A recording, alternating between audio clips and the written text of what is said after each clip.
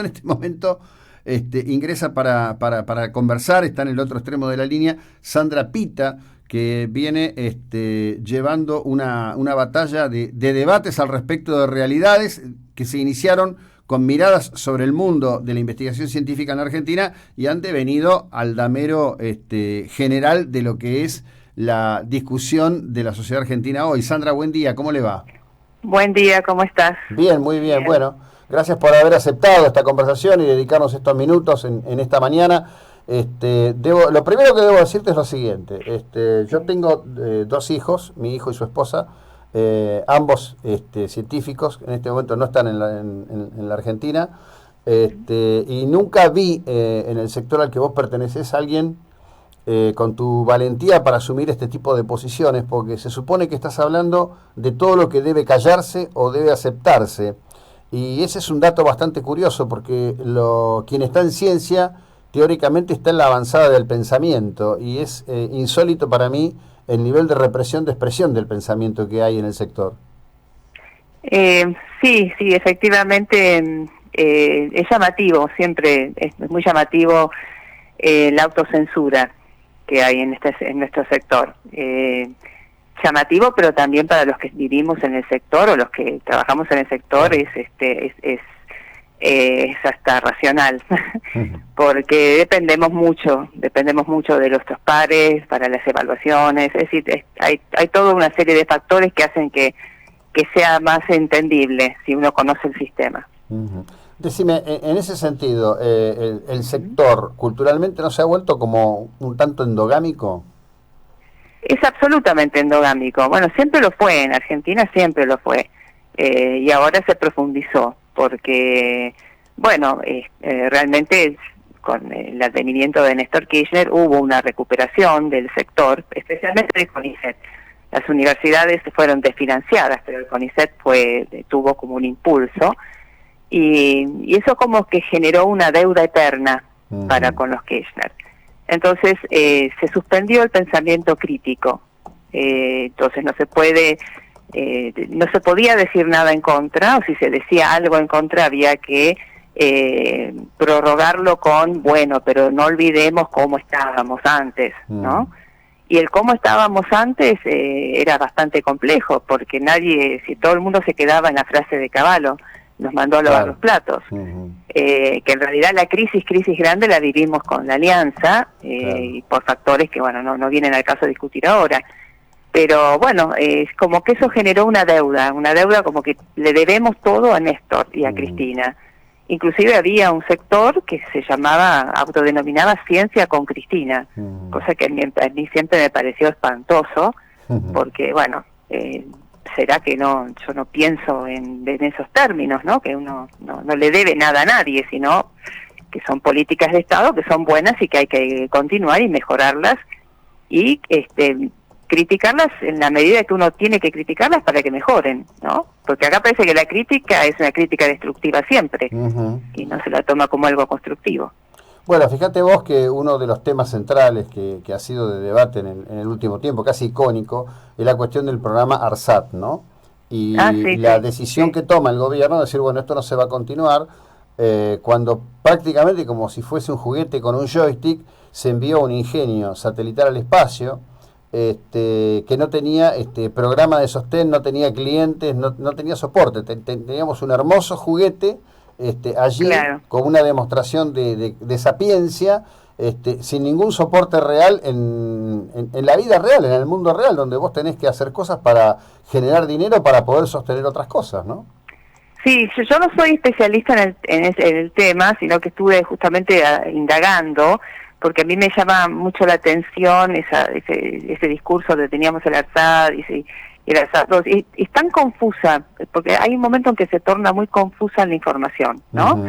Entonces uno, cuando se torna confusa la información, tiene que ir a los especialistas en el tema. Entonces yo estuve hablando con ingenieros en telecomunicaciones que inclusive han trabajado en el tema ARSAT, y eso fue lo que me explicaron. Mira, dicen, la verdad que teníamos un satélite que no se había vendido prácticamente nada de los servicios, estaba y el satélite tiene una vida media útil de creo que unos 12 años o una cosa así. No quiero decir cosas que no son, pero es una vida útil, tiene un tiempo de vida, y en la medida que eso esté dando vueltas, es muy lindo, ¿no? Y decir que tenemos un satélite, pero si no se vendió, estamos perdiendo dinero.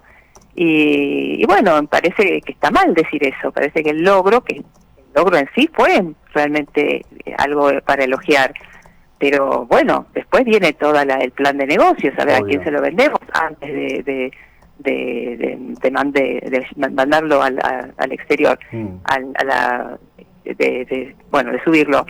Entonces, a mí me parece que muchos dicen, hay mucha confusión al respecto y se quiere generar una confusión al respecto. Y a mí me parece que siempre lo importante es ir a los especialistas en los temas y explicar todo. Es decir, el proyecto fue bueno, quizá, a ver, analicemos si valía la pena gastar ese dinero o no. ¿Valía la pena? Sí, bueno, mira, por tal y tal motivo. Bien, entonces, analicemos si era necesaria la segunda etapa. Y no, mira, tendríamos que haber esperado perdíamos la posición orbital, entonces sí era conveniente, pero tendríamos que haber mejorado la venta. Bueno, ese tipo de debate, de discusión, ya no se da. No se da porque está en el fanatismo de un lado, que hay que aceptar que Macri destruyó el proyecto ARSAT y nada más, y ahí se cerró la discusión. Entonces todo lo otro no se discute y perdemos todos en realidad, aquellos que apoyaban el proyecto y aquellos que no lo apoyaban, y los que tienen las preguntas, que la mayoría de la gente tiene las preguntas hay que contestarlas. Entonces me parece que eso hicieron con todos, está ocurriendo con todos los temas en ciencia. A ver, estaba creciendo el sistema científico, perfecto, ingresaban más becarios, ingresaban más investigadores, bien. ¿Teníamos recursos para trabajar? Y no, y cada vez teníamos menos, y cada vez el dinero alcanzaba para menos proyectos, y cada vez había menos gente que estaba financiada. Entonces, bueno, a mí me parece buenísimo que el sistema científico crezca y que haya más ingresantes, pero si uno no tiene una mayor inversión, si uno no tiene una mayor inversión del privado, inclusive, que nunca la hubo, digamos, en la proporción que la hay en otros países, eso ya tiene un punto donde empieza. Yo soy biotecnóloga, nosotros hacemos curvas de crecimiento, y hay crecimientos exponenciales, y después empieza la fase estacionaria, donde y después empieza la fase de muerte, porque no alcanzan los recursos para que el microorganismo siga creciendo, ¿no? En un cultivo. Lo digo en términos biotecnológicos porque es lo más sencillo. Claro. Hay un momento donde los recursos, si no aumentan, empieza una fase que es la estacionaria, y esa fase estacionaria en realidad se empezó a vivir en torno al 2009, 2010. Nadie la quiere ver. Entonces, bueno, la realidad es que así no se puede debatir nada, ¿no? No, es muy difícil, pero además se ignoran otras realidades, ¿no? Que, a ver, las cito, y siempre digo, cuando cito estas cosas, no estoy planteando que mal de muchos, consuelo de tontos. Digo, España también habla de su defección de científicos por falta de recursos. Quedan 1 o 2 países en Europa que están sosteniendo programas a full, en el resto hay problemas. Mira, no tengo las cifras de 2018, pero en 2017 unos 40.000 postdoc no consiguieron contrato en Estados Unidos, 40.000. ¿No? Sí, claro. Sí. Es un tema real y se arma un encapsulado como si fuéramos centro y ombligo del mundo, y la verdad somos parte, nos guste o no nos guste, ¿no?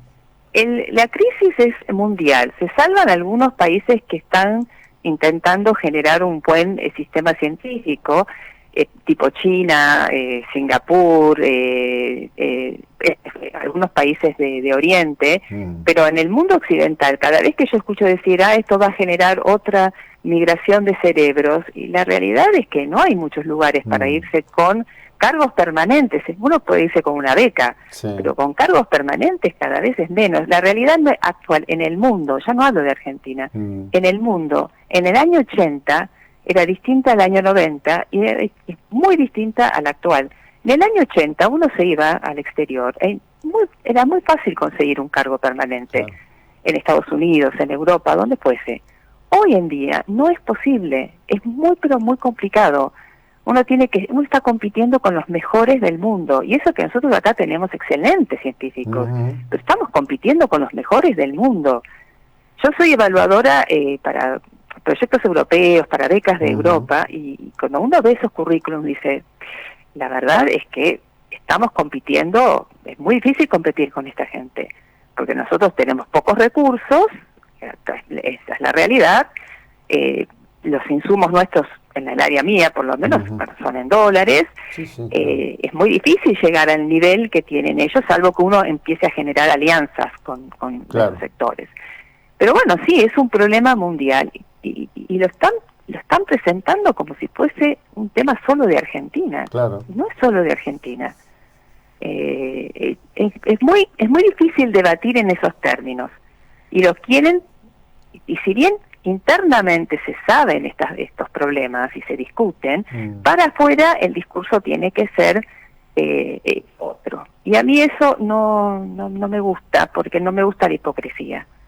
Me ha generado muchos problemas en mi vida esta actitud de buscar intentar buscar una realidad, que no siempre es la verdad absoluta, pero bueno, intentar acercarme a datos reales, ¿no? Obvio.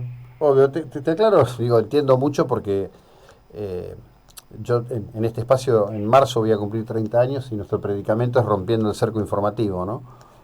Este adocenamiento de lo que se dice, que alguien dice y otro repite, que otro repite, y al final de la curva hay alguien repitiendo de algo que no tiene absolutamente idea de nada y de lo cual termina siendo una profesión de fe establecida, ¿no?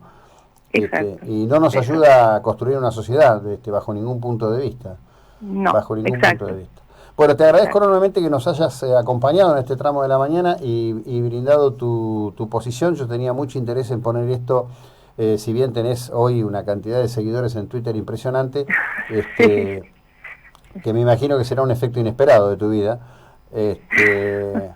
Estás hecha una rockstar del Twitter en el debate científico y bienvenido sea, y te lo agradezco enormemente. Sandra, que tengas una buena jornada, muy amable. Muchas gracias a vos, buenos días. Hasta luego. Sandra Pita, investigadora, bueno.